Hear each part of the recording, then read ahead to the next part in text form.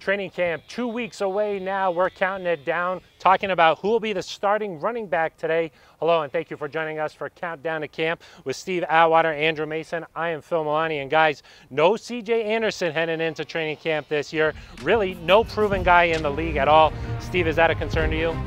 It's somewhat of a concern, but at the same time, I know the coaches and the scouts know exactly what they're doing in terms of putting this roster together. So I would imagine going into camp that Devontae Booker has to be your #1 guy.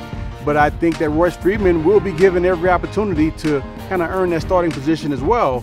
And I really can't say right now who's going to win that thing, because I think we got 3 guys who are legitimately competing for that starting position, with Devontae Booker, Royce Freeman, and then D'Angelo Henderson. I know some other people may have David Williams in that conversation, but until I see guys in pads, that's who I'm looking to be battling that out. Yeah.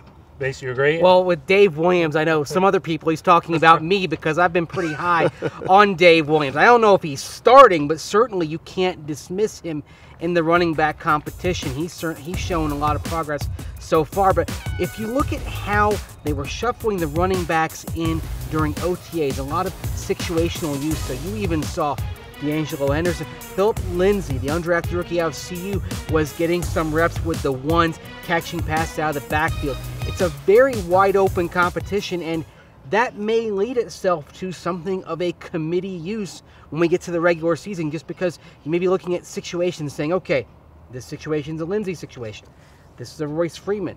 This is a Devontae Booker situation. So we may be talking about a running back by committee this year rather than one guy. Well, Devontae Booker is the most experienced guy in that backfield. 6 starts in 2016, none last season.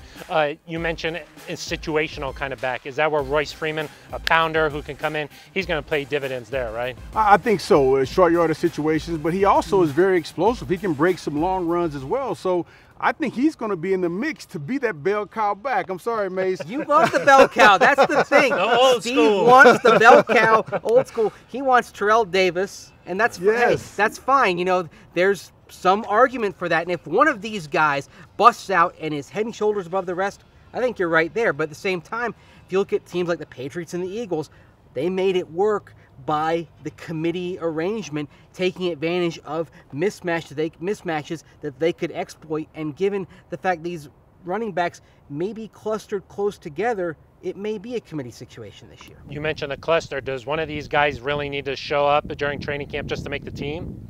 Oh, I think so. I think David Williams needs to do that. I think last year in the preseason, I think D'Angelo Henderson really showed some flashes, so I'm expecting him to continue to improve on that.